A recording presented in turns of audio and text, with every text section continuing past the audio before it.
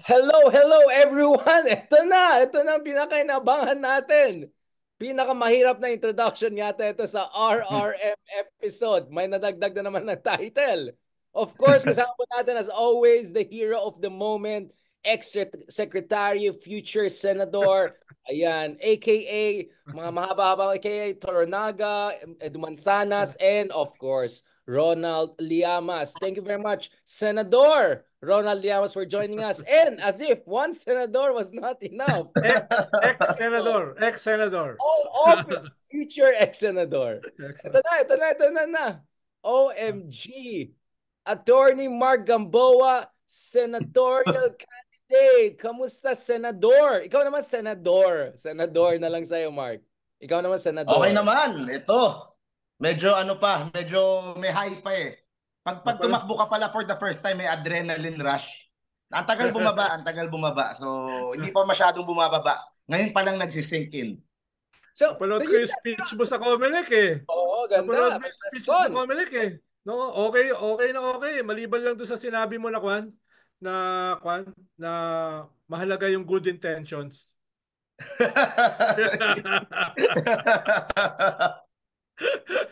Ayun lang. Actually, Okay naman yung speech, Sec Ronald. Ha? Okay naman yung pagsasalita ko. Okay Kinakabahan na ako sa okay. stage eh. Parang veterano. Alam mo naman ng mga vloggers, mas magagaling magsalita yan kaysa mga trapo. oo. Diba? Ano, parang, Doon lang ako nag-object yung sapat ang good intentions. oo. Pero Mark, sa sobrang galing mo para ka ng trapo.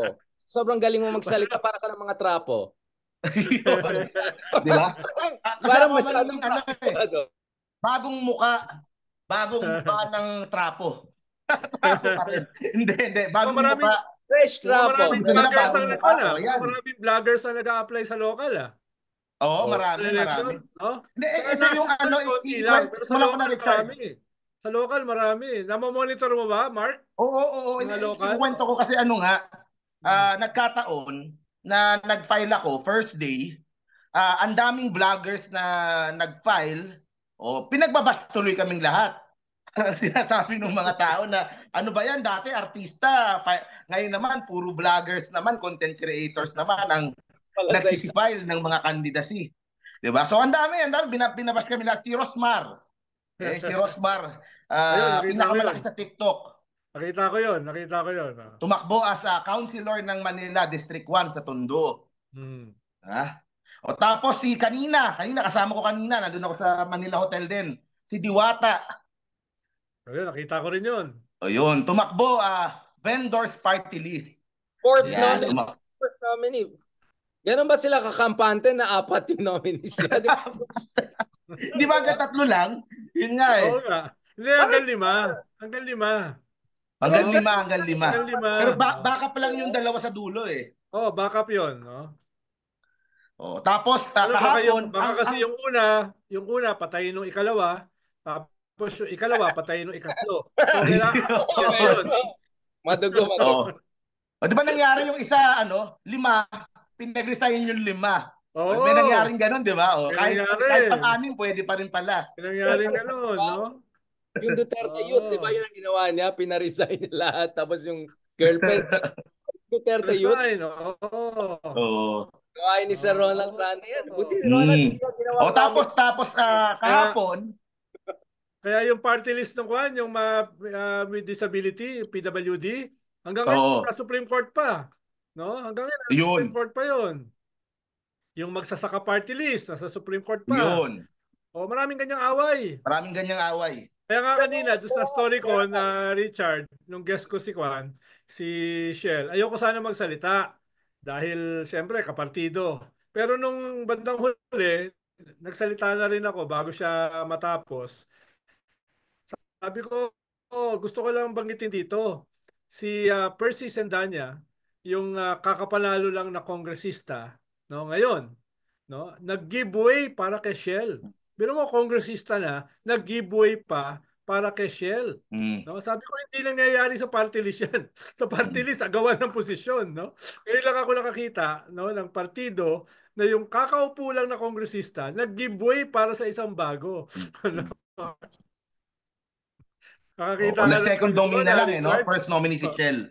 Oo. Kahapon, Richard, meron pang isang yung kinukwento ko na sikat na TikToker ngayon, yung si Eli San Fernando, yung pro-labor na pinakamainit ngayon sa TikTok sa politika. Tumakbo din Nag-apply din? kahapon Siya, na Mark, party list. Pero Mark, parang Ha? out of nowhere siya. Out of nowhere siya. Parang wala siya sa eksena 4 months ago. Bigla lang siya lumitaw out of nowhere. Oo, biglang uminit. Pero the thing is, tumakbo na siya 3 years ago eh. Ibang party list. Hmm. O tapos siguro yung kanyang TikTok sumabog mga 4 months ago, 5 months ago. Yeah, exactly. Ngayon napakainit ng kanyang TikTok. Ano yun, sorry? Yeah, out of Nakasabay ko yan. nowhere, Nakasabay ko wala yan. Nakasabay ko siya sa kwan kay Shelo Magno. Nakasabay ko siya. Tapos kwan, PUP yan, di ba? Tika PUP. Tapos PUP, oh. nakinig siya sa akin habang kumanta ako ng 2 kanta, yung She at saka kwan. Yung 2 kanta, napilitan siyang kumanta. Napilitan siyang makinig sa kanta ko. Paano kung hindi siya makinig, baka gulpihin ko eh. Mark, balikan kita. Let's go back to your stories yun na. Pero dito sa itong partida ng manggagawa. Kamanggagawa, party list. Yeah, how is that different from other progressive party list? Bakit hindi siya sa Makabayan, hindi siya sa Akbayan or something like that? Ibang ideology niya, Big R. Ano nga Ibang talaga? Sorry, yung iba dyan kasi parang hindi yan Maoist. Hindi yan Maoist. Hindi rin siya Trotskyist. Katulad ng mga binanggit mo. Wag na tuloy. Baka ma-charge pa tayo ng red tagging. Oh. So nag-appear ako sa kanilang podcast. Nag-guest ako sa podcast nila nitong si Eli. Yung sa core principles ng mga pinaglalaban ng mga labor groups, hindi naman sobrang nalalayo. Okay? Siguro yung approach lang nila ang iba. Siguro merong mga konti-konting iba sa policy, pero yung mga pro-labor na mga senador, yun yung susuportahan niya. Katulad ng sila Luke Espiritu, sila Sani Matula, yun naman ang mga susuportahan nilang senador. Pagdating sa mga pro-labor na mga organization. Siguro iba lang yung approach na mas maingay, straight, in your face. Tapos ang pinaglalaban nila, ang main nila is yung provincial rate na mawala na yung provincial rate. Yan kasi mga yan, kami, magkakaparehas naman kami sa labor issues eh. Pero pag tinanong mo yung mas malalim, no? Anong ideology, ano yung fundamentals, no? Ano yung tools of analysis, doon lang kakaiba.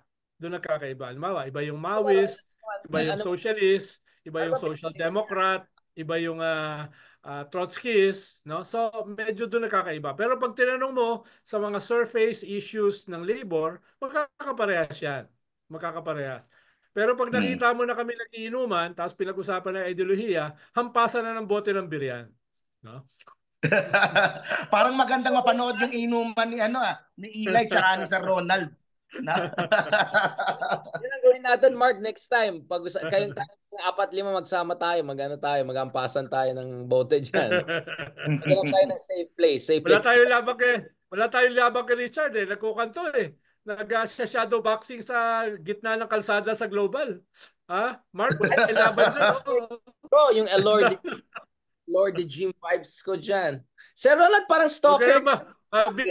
Ikaw, wag ka lang masyadong magaling. Dahil yung mga masyadong magaling, hindi na yan nilalabanan ng mano-mano, binabaril na lang eh. Parang dati, magkasama kami ni Danny Javier ng Apo Hiking Society. May inaway siya. May inaway na malaki. 6'2". Tapos 280 pounds. Nung inaway na niya, pumunta sa likod ko. Pero mo yung starter. No? Tapos sa akin pinaharap. Laki. Hindi ko kaya ng mano-mano. Kahit may kaunti akong alam sa sikaran, hindi ko kaya ng mano-mano. Kaya naghanap ako ng bangko. Hinampas ko ng bangko. Bagsak. Ito talaga si Danny Javier. Pumanaw na. Ayun. Starter yan. Right to self-incriminate. Starter yan si Danny. Ayaw nga Hindi ko nilalaglag. talagang balanggit kung sino eh. Oo. Hindi ko naman binanggit kung sino eh. Pero pag binanggit ko, laking mama Mark, eh. Oh, Mark, politiko rin. Oh. Mark, tulungan natin si Sir Ronald. Marami siyang pinapahamak. Change topic tayo. Mark, bakit ka tumakbong senador? What's the journey? What's the mental journey? What's the emotional Pakita, journey? pakita muna natin ha, para sa mga Ito, makakapanood ng video. Yan, ayan. Yun, Mark. yun.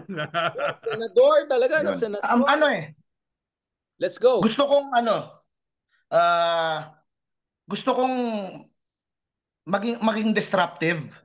Gusto kong gusto kong baguhin yung politika sa Pilipinas by running, just by running, 'di ba? Naniniwala ako kahit tumakbo ka lang, marinig yung mga pinaglalaban mo, may chance ka na baguhin yung naratibo, baguhin yung mga pinag-uusapang issues. Kasi dito pa lang sa podcast natin nakaka-influence na tayo eh. Paano pa kaya kung larger stage?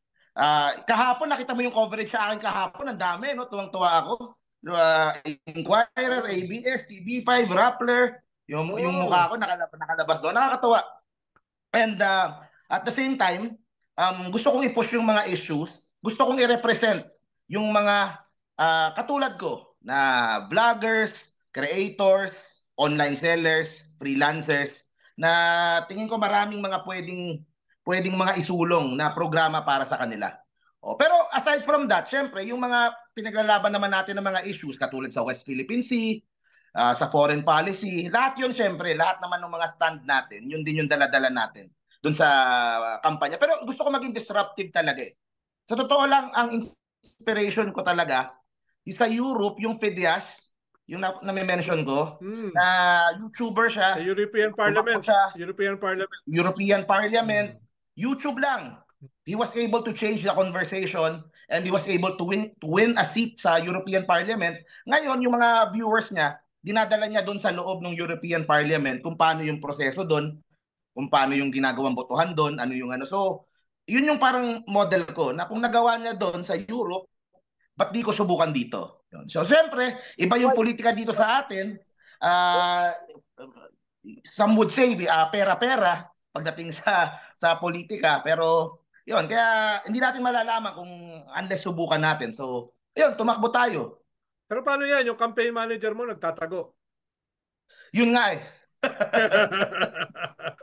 Kailangan ko maghanap ng bagong campaign manager. Buti hindi nga ako nagsalamin kahapon eh. Baka mapagkamalan, damputin ako doon eh. O nandito pala, tumatakbo na ito, damputin na natin. Buti kaya hindi ako nagsalamin. Big R. Yung aking 0.6, nagbago na. 0.1 movement na. 0.1 na. Yan. Dati, ganyan ang sign ko. Dati, ganyan eh. Ngayon, ganito na. Parang isko na. No? Ganyan na ang sign ko ngayon. No? 0.1 na. No? Sino kaya umagaw? Ha? Inagaw Sino ni umagaw? Bali. Si Bali Gutierrez, naging 1.5. No? Inagaw. No? Kaya pala si Bali. At least si Rafaela, 0.7 na. Oh, ay, diba? wow. Buti na lang pinaliwanag ni Ronnie Holmes kagabi. Sabi ko kasi masaya ako dahil yung mga botante na-realize nila hindi ako pang Senado. Ako ay for higher office, no? For president, no? Kaya Iyon. yun. Iyon. Di ba? Nakakita ako ng silver lining doon sa pagbaba sa 0.1. sabi ni Ronnie Holmes, alam mo, yung margin of error, pwede kang 0, pwede kang 3. yun yung ibig sabihin ng margin of error. 3% ng population galit na galit sa'yo. Kasi kaya ka margin of error eh. Yung best case, 3% ka. Yung worst case, 0 ka. Worst case, negative ka. Mas maraming galit sa'yo kaysa boboto sa'yo, Sir Ronald. Pwede. Pwede na pala Ronald Llamas for President Movement. Ano? Pwede natin simulan. Isabay ko na sa kampanya ko. Di ba? Para masimulan na. Ang slogan ko kasi, yung isopropyl, no? Isopropyl alcohol, kayang patayin ang 99.9% ng germs. 99.9% ng germs kayang patayin. So merong 0.1%, no? May 0.1% na magso-survive. Si Ronald Llamas yun. Mas Ronald, yung sa'yo, kating ko. Gusto ko kating ko. Lahat na lang napapatay. Yan ang hindi kayang patayin ng alcohol. Yung 0.1%. Di ba? Meron na akong campaign ko, ha? Bayan. Linisin ang bayan. Linisin ang mga trapo, mga ganun. Pero may matitirang konting mga kaibigan niyang trapo. May 0.1%. Si Ronald. Richard, may gusto lang din akong meron akong realization. Today, actually kagabi pa lang na-realize ko na eh. Kasi ang dami kong ginulat. Na konti lang nakakaalam na tatakbo ko. Una kong sinabihan si Richard lang talaga. Pati ako nagulat eh. Sorry. Oo, yun. Si Richard ang una kong tinanong. Sinabi sa akin ni Richard, Mark, kung gagawin mo yan, do it properly. Get an election lawyer. Get an ano. So yung mga advice na sa akin, nagamit ko. Yung sa tatay ko, nasabi ko 2 days before. Okay. Wala siyang idea na tatakbo ako. Pero ang na-realize ko kahapon, nung gabi, yung outpouring of love dun sa mga friends ko, sobrang nakakataba ng puso. As in, ang daming tumawag, nag-text, nag-comment, susuportahan kita, kumbaga, wala pa akong, hindi nila alam plataforma ko, hindi nila alam pero dahil sila ay mga kaibigan ko at sila ay mga mahal ko, they are showing their love back to me. Talagang ang taba-taba ng puso ko kahapon dahil sa outpouring of love mula doon sa mga tinuturing kong mga malalapit na kaibigan. Some of the biggest vloggers, content creators, nag-comment, Mark, suporta ako sa'yo. So, tumang-tuwa ako na coming from them. Kasi ako naman, kahit dati pa, pinaglalaban ko sila. Kapag minamaliit yung mga vloggers, content creators, ako yung nakikipag-away para sa kanila. Kaya to see them na kung kailan ako naman yung may kailangan, sila naman yung susuporta sa akin, ang sarap sa pakiramdam. Parang ganito kaaga, I'm getting my flowers. Parang ganon. Kaya maraming salamat dun sa mga nag-show ng suporta. Actually, ang problema ko din is, nag-file kasi ako as independent. Okay? So, I'm not sure, syempre, aaralin pa ng COMELEC yan. I have to prove na meron akong capability na mag-run ng isang nationwide campaign. Sa tingin ko naman, kaya ko. Okay? So, kahit pa paano, meron naman tayong konting resources. Tapos, nung nag-announce ako kahapon, ang daming mga kaibigan ang tutulong at magbibigay ng kanilang suporta. So, sana makita naman ng COMELEC na seryoso tayo. Kasi madalas ako magpatawa minsan. Minsan dinadaan ko sa jokes para matuwa yung mga viewers. Pero pagdating dito sa takbo kung takbo. Diba? Hindi tayo masyadong kilala. Niwala pa tayo siguro sa 0.6, 0.5, 0.4%. Pero kumbaga kaya nga tayo magpapakilala eh. So yun naman yung gusto ko na nakuha ko from itong 2 days na ito na talagang sobrang high ako sa adrenaline at hindi ko ma-explain. Si Maharly ka ba at si Sasot kasama doon sa magsusuporta sa'yo? Hindi. Hindi. Ano kung susuportahan ka, hindi na kita iboboto. Ka na sa amin, cancel. Wala pero na. merong mga kakampi si Maharlika na tumatalo na sa admin na. Sila natin yung sila Pebbles tsaka yung si Madam Ellie na mga before align kay Maharlika, ngayon nasa side na ng admin. So isa-isa nang nalalaga yung pong mga supporters dito sa kay Maharlika tsaka dun sa Maisug. So, yung iba sinasabi daw, baka daw kasi wala ng ewan ko. Pero yun, medyo nawawala din. Wala ng gasolina. Baka tatakbo na din. Marami tayong inaabangan na pwedeng tumakbo pa eh. Sila Rendon Labador, sila Bostoyo, si Bostoyo pala nagsabi na hindi tatakbo. May inaabangan pa tayo ng mga, ang nangyari Richard, parang pinauso natin. Yun naman yung maganda. Pioneer. Nauso. Ngayon nakita nung mga vloggers at mga influencers, itong si Mark tumakbo lang, hindi naman kilala yan, ang daming media coverage. Yun nga, baka mauso. Ang problema, baka lalo kaming hindi seryosohin kung ganun. Yun nga, you have to distinguish yourself from other vloggers and make sure na ikaw, RRM ka, Shogun team ka. Itong mga to, no offense dun sa iba. I think there are vloggers and then there are vloggers. And obviously, ikaw, Mark, even if we don't agree on everything 100%, at least kasama tayo sa isang ecosystem. Pinag-usapan natin ang masinsinan mga policy issues. So no one can accuse you of not knowing political landscape. You are with us and people are listening to you. Hundreds, millions of people have been listening to us over the past year. So mabuhay ka, Mark. As I said, I hope itaas mo yung bandera ng mga vloggers in a way that people start paying attention in a good way. Siguro mamaya pwede natin pag-usapan yung mga Diwata types or kasi nag-trollan din yung mga yan, 'di ba? Si Rabdor, Lebron, di ba pinagtawan Rendon, Labador. Si Rendon pinagtatawan niya si Diwata, 'di ba?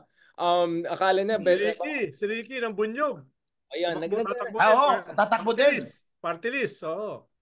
So nag-aasaran sila. But I think that sets the tone perfectly for next Enzo Recto ang nominee, no? I think that sets the tone perfectly for the next episode because Sir Ronald also has to go due to some commitments later on. Next episode, pag-usapan natin, if you're Team DDS now, should you worry about the prospect of 8-0 din sila? Kasi mukhang alanganin din yung mga DDS if you look at the latest survey. Even Bongo apparently is not doing as well as many people expected if you're to believe some of the more authoritative surveys. So, eto na ba nung time ng mga DDS naman na ma-8 inodoro sila sa darating na election? Thank you very much, gentlemen, and congratulations, Mark. May the journey of 1,000 miles begin with this big move. Senador Mark, thank you so much for joining us. And future ex-senator naman, si Ronald. Good luck. President na. Oo. Para pag tumakbo akong presidente, senador ka na. Oo, yun nga eh. Sir Ronald, malapit na birthday mo, di ba? Sir Ronald, malapit na birthday mo. Ano unahin? Yung birthday mo or yung filing of candidacy mo? Oy, advance happy birthday daw sa Senator Ronald. Ang dami Salamat. Oo. Akala ko 5 months ago. Kailan pa birthday? Actually, 5th ng October 5, Sabado. Okay. Sabi mo, okay. Sorry, Mark. Mali. 5 na Okay. 5 na October. 5 na Okay. 5 na October. Thank you so much again sa mga supporters natin. Marami nagmamahal kay future ex-senator, Ronald and Senador. SMG na lang, SMG. Kaya ba na SMG? Senator Mark SMG. Okay, so SRL. Kainis kayo. Basta ako mag-mayor na lang ng Baguio, bahala kayo sa buhay nyo at magkagawad na lang kami niyan dito sa QC. Thank you so much, guys.